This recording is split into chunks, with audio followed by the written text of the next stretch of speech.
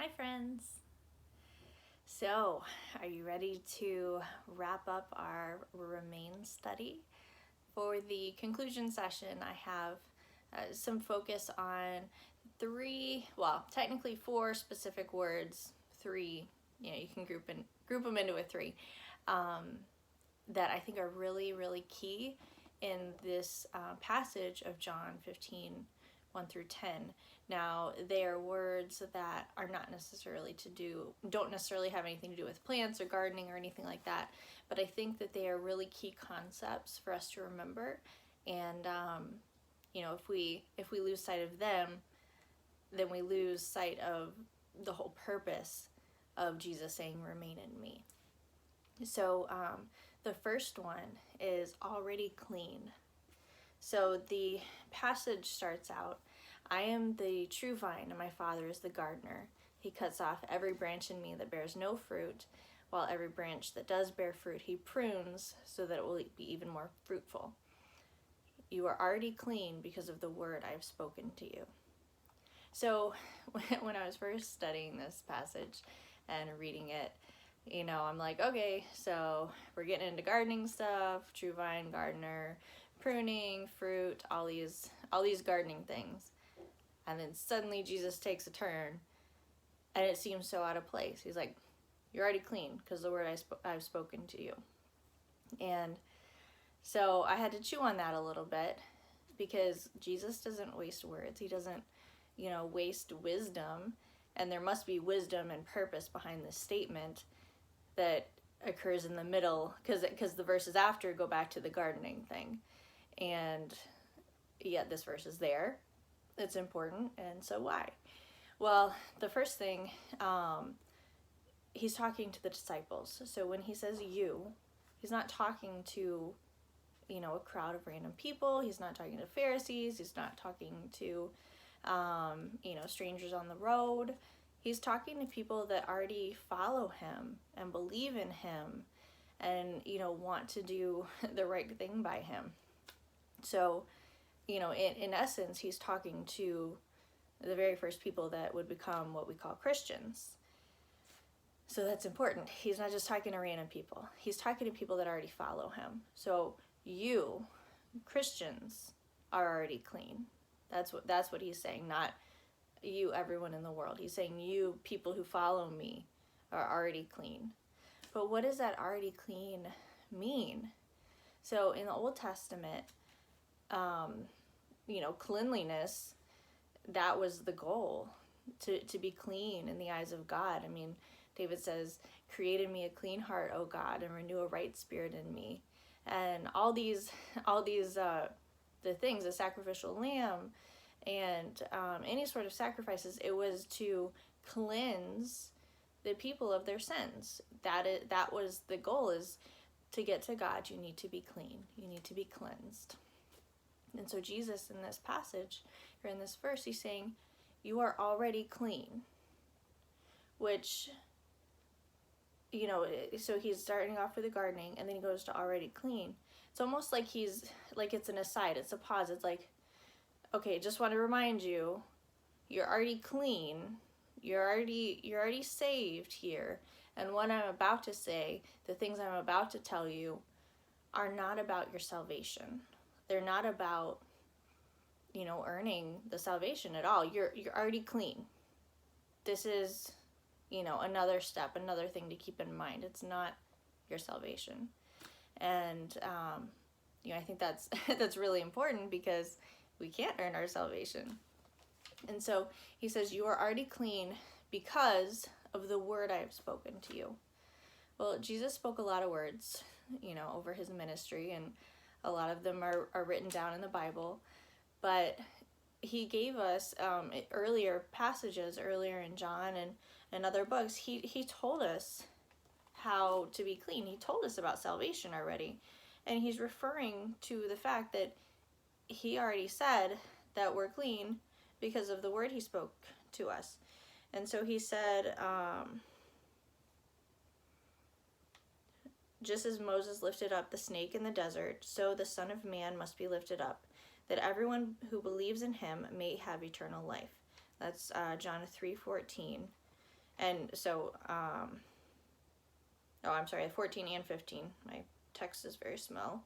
And then so obviously it goes into the very famous passage of John 3:16, for God so loved the world that he gave his one and only Son, that whoever believes in him shall not perish but have eternal life.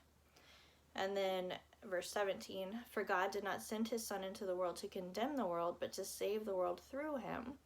Verse 18, whoever believes in him is not condemned, but whoever does not believe stands condemned already, because he has not believed in the name of God's one and only Son. So Jesus already told us how to be clean. He already said that we have to believe in him. That's it. He doesn't say bear fruit and be clean. He doesn't say remain in me so that you're saved. That's not the intent at all. Because if it were, then it would be about earning or deserving our salvation. And we can't. I mean, if we live our lives that way, with that attitude of trying to earn our salvation, we're cheapening the sacrifice Jesus made for us. We are, in essence, saying, Jesus, you weren't valuable enough to fully cleanse me. Your life was not precious enough to actually save me. I have to earn it, or I have to do something still. But really, his life was that valuable and precious that it cleansed the entire world's sin. And we just have to believe and accept that. So when Jesus goes on in the later verses in John 15, he's talking about remain in me so that we'll bear fruit. He's saying remain in me to glorify and honor the Father, and to respect the sacrifice that was made, and to live a spiritually fruitful life filled with the Holy Spirit. It's not remain in me so that you don't go to hell. I mean, we don't have the power to earn our salvation at all.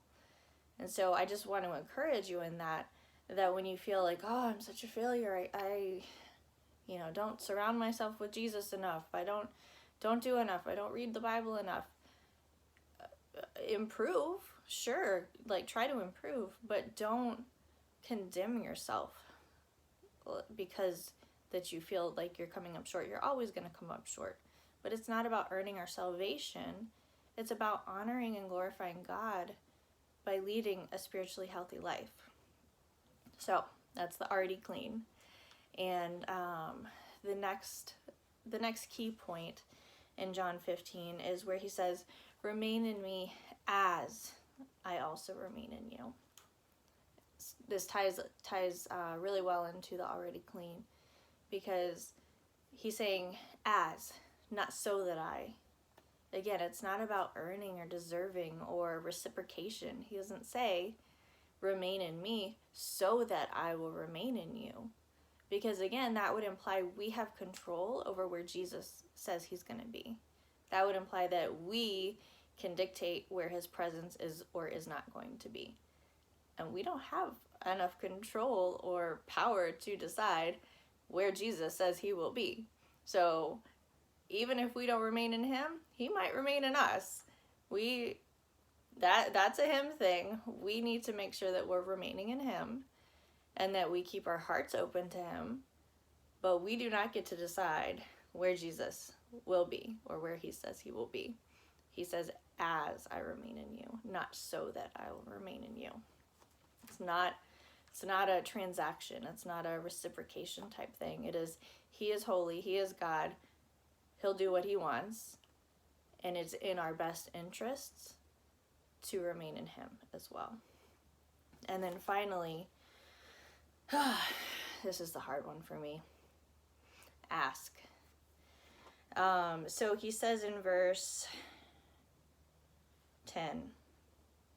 No, not 10. 8. No, dang it. Oh, there we go. 7. I'm bad at this game. Have I been studying this? I have. In verse 7, if you remain in me and my words remain in you, ask whatever you wish and it will be given to you. So, that's a hard one for me. He says ask whatever we wish. and it will be given to us. Now, he also says, if you remain in me and my words remain in you. But I don't know about you. I have asked some very specific prayers before. I have prayed with great faith and not seen the answers, at least that I was looking for. And it's very discouraging. And so it reminds me of where he says that, if you have the faith of a mustard seed, you can say to this mountain, move over there, and it will do it. And I mean, I know I have bigger faith than a mustard seed. I mean, at least a sunflower seed or something. And yet I have prayed very specific prayers and been like, God, I mean, how are you telling the truth here? I don't feel like you're telling the truth. However, if I call him a liar in this verse, then I'm calling him a liar in general. And how would I believe anything else that he has said? So, because I do not believe Jesus was a liar, then what he says must be true. And so I've had to, do a lot of soul searching and really ask God to help me understand this concept of ask, because I have been disappointed multiple times. I have been disappointed. And, when I think back years ago praying like, oh Lord, please give Steve a job. Like, he needs a job. For years I prayed, like, give him a job, a decent job, something, please. And, there was a time I was really praying it specifically. He was going to be coming home from a deployment, and he had no civilian work lined up after he got back. I was like, okay, Lord, please, we need him to have a job, please. And God didn't give him a job. But he gave me, he had some business owner that I had met months prior, and I guess made a good enough impression on, that he recruited me to leave my job and come work for him for higher pay and better opportunity. And I mean, God knew that ultimately my prayer, I'm saying, give Steve a job, give Steve a job. My prayer was, in essence, provide for my family, We need provision. And he did that. He did provide. So the answer did not look like I wanted it to. And, I realized that. So, over the years I've seen other similar things of where, okay, I prayed a very specific prayer, but God didn't answer it in the specific way that I was asking. And so I've seen that over and over again in my life. And so that's great when I can see, like, okay, Lord, you answered the heart of my prayer. Because Jesus says, if you remain in me and my words remain in you. Well, Jesus's words are not just flat words on paper. Jesus's words are full of life. Jesus's words have depth and heart, and they're multidimensional. They're not flat on paper. Jesus's words, are life. They're life-giving. They're full of life. And so when I remember that, and I see that if Jesus's words are in me, then I am speaking life. Then my words, the ones that are from him, that are of him, that honor him and glorify him, those words are not flat requests either. They are not just, like a little Post-it note that I send over to God's desk and say, all right, there you go. There's your to-do list. My words are full of life then, if Jesus's words are in me and coming out of me. And so God does truly answer the heart, the life of what we're asking for. And so I have, let's see. Oh, yes, now I remember. But I've still been discouraged over the years when I'm like praying, like, God, like, I'm praying specifically, and I do not see how you're answering. I don't even see the heart of it.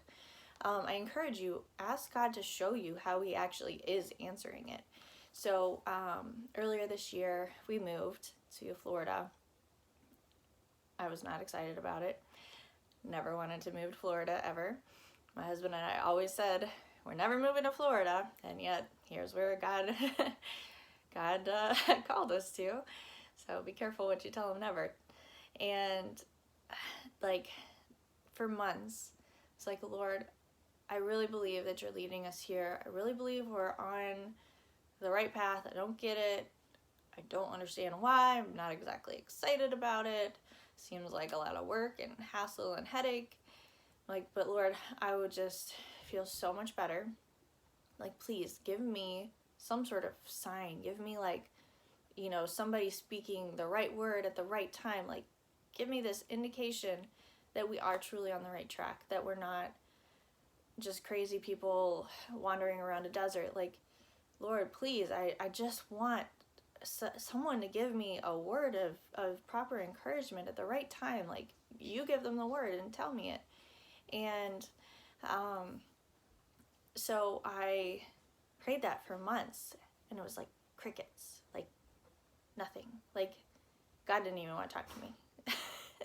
Like, it was just day after day of like, Lord, please give me something. I just want to hear from you. Like, this is a very specific, like, why won't you move a mountain for me? I have faith. Like, and then it wasn't until I was preparing for the in-person conference for this, and it was the day, it was a Sunday as well, and it was, I was in church, and I was kind of thinking over, like, oh, I'm going to be doing the Already Clean as Ask, little talk or whatever, and I'm not really a speaker. I don't, prepare outlines-ish for things, but speaking is not my comfort zone, so I didn't really have much prepared, like, actually written down or whatever for that later that day. And I was just kind of contemplating again over my discouragement over the verse about ask whatever you wish. And it was like he just totally smacked me in the head with some realizations as I was there in church. He's like, you were praying for a sign. You were praying for a prophetic word. You were praying for this. It's like, but the heart of your request, what you were really praying for, was faith. You wanted faith. You wanted confidence in me that you were on the right track and that you were following me. And he said, and I answered that prayer. And I was like, yeah. You see, if I had gotten exactly what I was asking for, like the on paper what I was asking for, it wouldn't have actually spoken to the heart of what I was asking for, because I needed the faith. And by going through that silence and continuing to walk in obedience despite the silence and like the crickets from God, that actually grew my faith a lot more than if I had gotten just like a little quick fix of somebody saying like the perfect prophetic word at the right time. And I was like, wow, you're right. You did answer. I asked. I didn't know I was asking for faith, but that's really what I was asking for. And he answered it. And then the other one that I realized that day when I was in church is I was like, okay, but Lord, but what about when I was praying very specifically for you to heal my back, because I was preparing for this conference, the in-person one. And so several weeks before the in-person conference, I hurt my back, and just totally out of the blue, not anything normal for me to have like back issues and pain. And I mean, I was in so much pain. I've given birth to 4 children. I've experienced pain before, but I mean, it was really, really bad. And it wasn't even so much that I cared about being in pain. I cared about not being able to accomplish the things that I wanted to accomplish.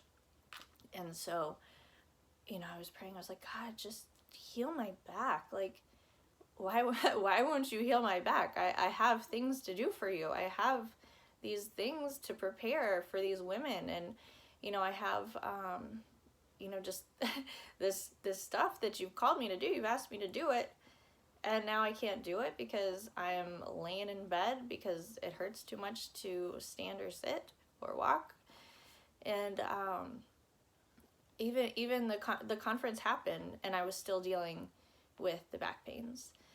And so I realized that Sunday at church, like at the very end of the conference, I realized that the heart of my prayer when I was asking for healing, I was saying, like, Lord, help me serve you. Help me do the best that I can for these ladies. Help me to honor you with my efforts and to glorify you with this conference you called me to do. And I realized, because he showed me, he's like, Amy, I did answer your prayer. I allowed you to be weak so I could be strong.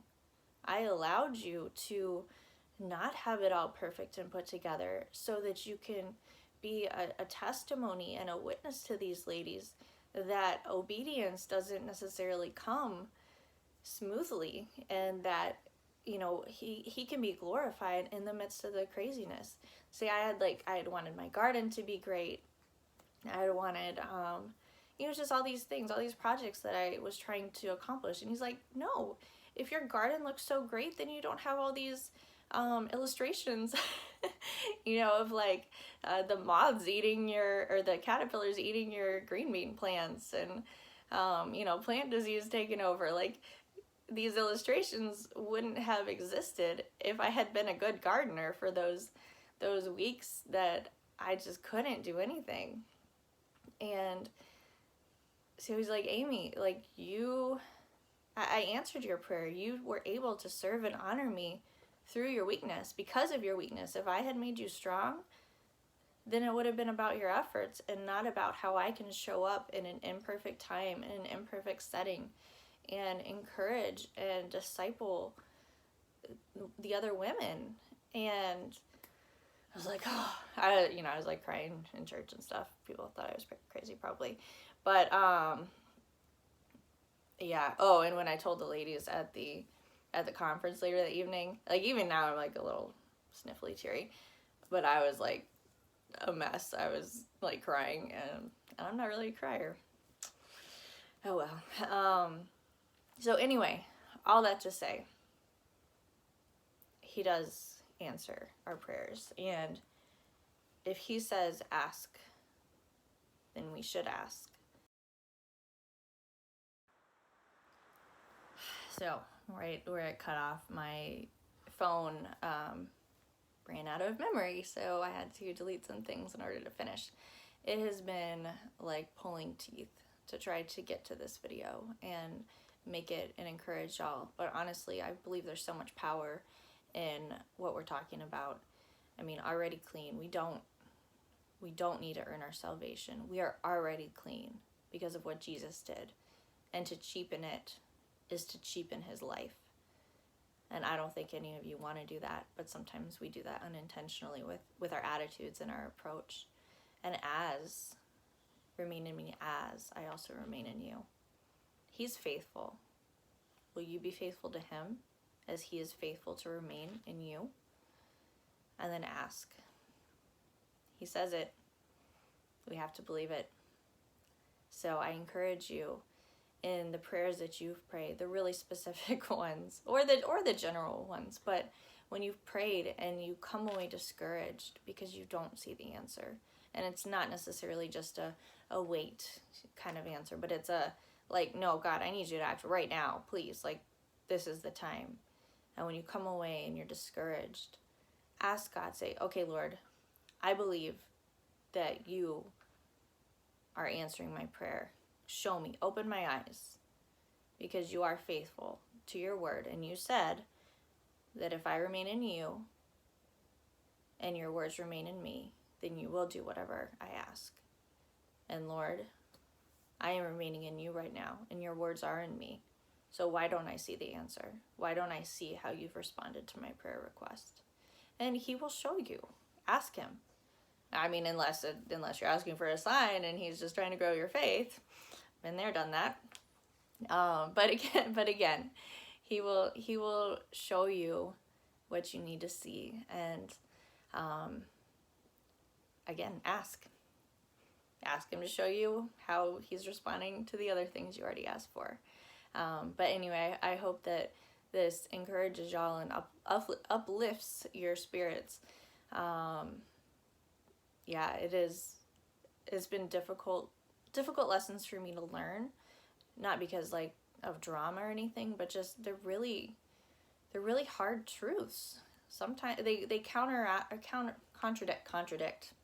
They contradict a lot of our culture's values and approaches to things, because we're all looking for the self-made man, do it yourself, all this, and trying to earn and deserve things. And we're taught seeing is believing, and all these things that really go against what Jesus is talking about here. But it's a really important passage, and I encourage you, read it for yourself, study it for yourself. Don't just take my word for it. Meditate on these verses and just see what God reveals to you in the season that you're in.